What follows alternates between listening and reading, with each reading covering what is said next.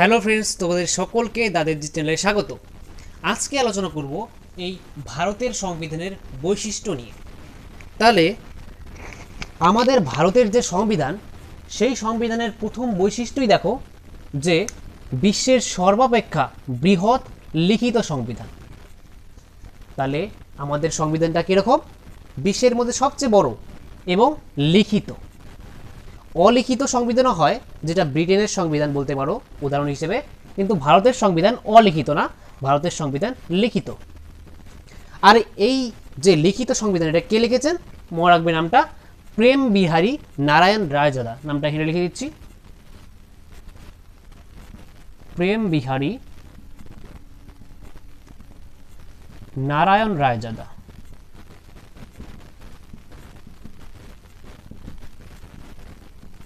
এই প্রেম বিহারী নারায়ণ রায়জাদা একজন ক্যালিগ্রাফার ছিলেন।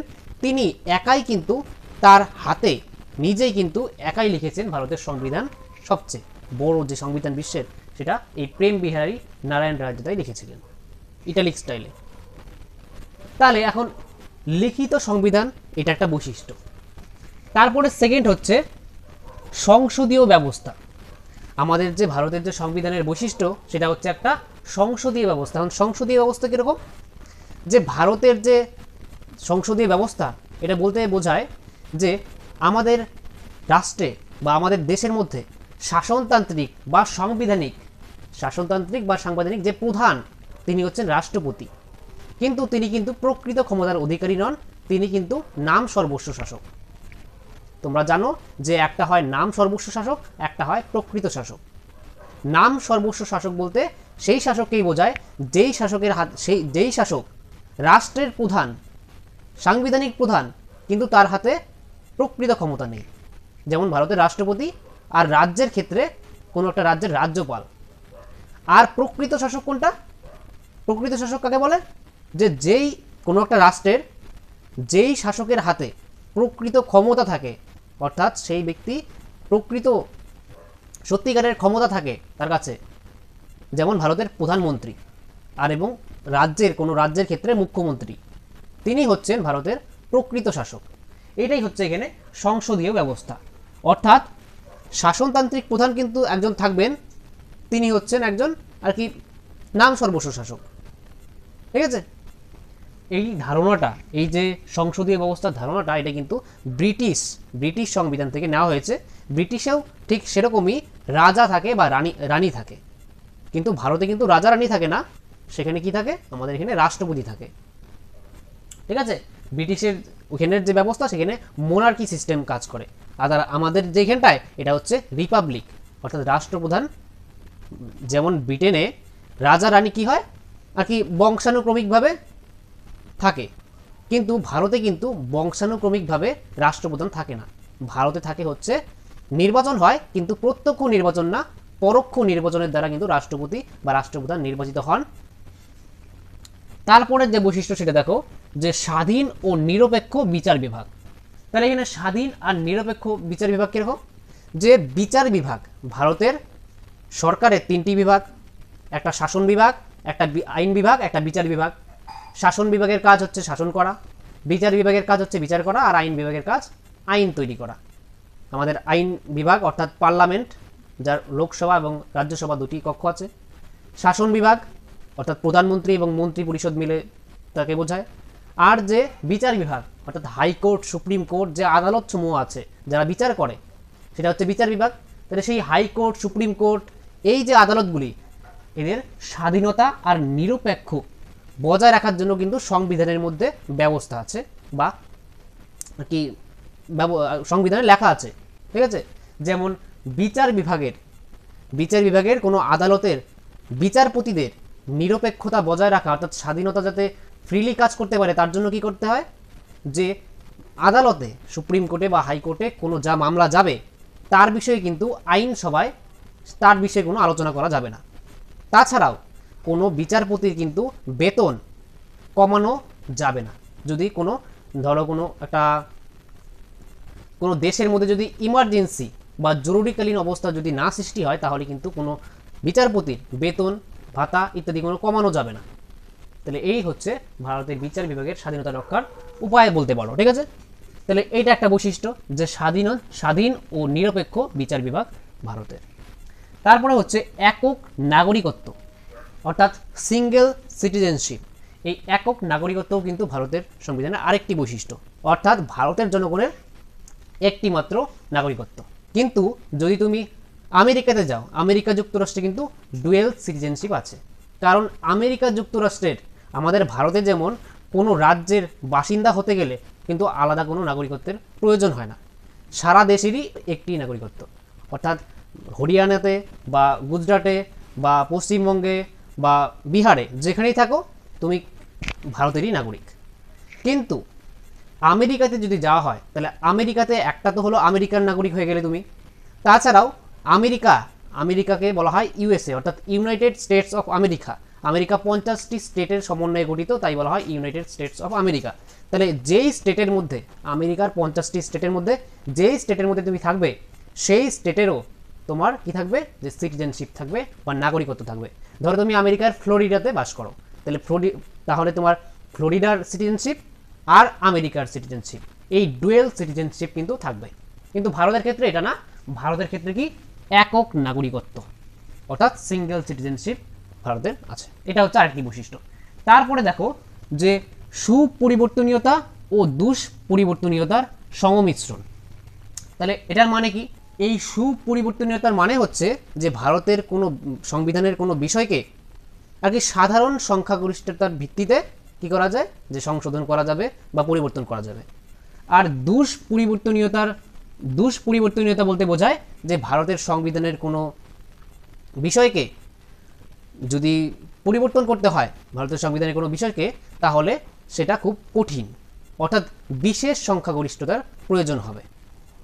যেমন ব্রিটেন বা ব্রিটিশের যে সংবিধান সেটা অলিখিত সংবিধান, তাই সেখানে পরিবর্তন করা কিন্তু খুব সহজ। এর জন্য ব্রিটেনে আছে সুপরিবর্তনীয় সংবিধান, অর্থাৎ অলিখিত সংবিধানটাই সুপরিবর্তনীয়। অর্থাৎ ব্রিটেনের সংবিধানে এমন বলা হয় যে ব্রিটেনের সংবিধান একটা পুরুষকে মহিলা বা মহিলাকে পুরুষ বাদে যে কোনো কিছু করতে পারে, অর্থাৎ যে কোনো আইন পাস করতে পারে। আর দুষ্পরিবর্তনীয়তা বলতে বোঝায় আর কি আইন, যেটা আমেরিকায় দেখা যায় যে আমেরিকায় কোনো সংবিধান পরিবর্তন করা খুব কঠিন। যদি আমাদের লোকসভায় 545 জন সদস্য আছে, এই 545 জনের মধ্যে 50% যদি লোক সমর্থন করে, তাহলে কি হবে, যে কোনো একটা বিষয়ে সংশোধিত হবে বা পরিবর্তিত হবে। এটা হচ্ছে বিশেষ সংখ্যাগরিষ্ঠতা, ঠিক আছে।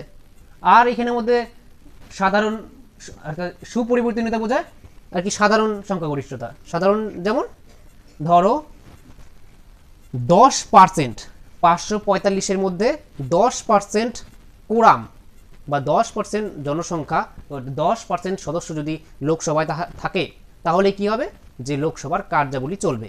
তাহলে সেই 10% লোকের মধ্যে যদি 2/3 অংশ কোনো বিষয়ে পরিবর্তনের জন্য ভোট দেয়, তাহলেই পাস হয়ে যাবে। সেটা হচ্ছে এখানে সাধারণ সংখ্যাগরিষ্ঠতা।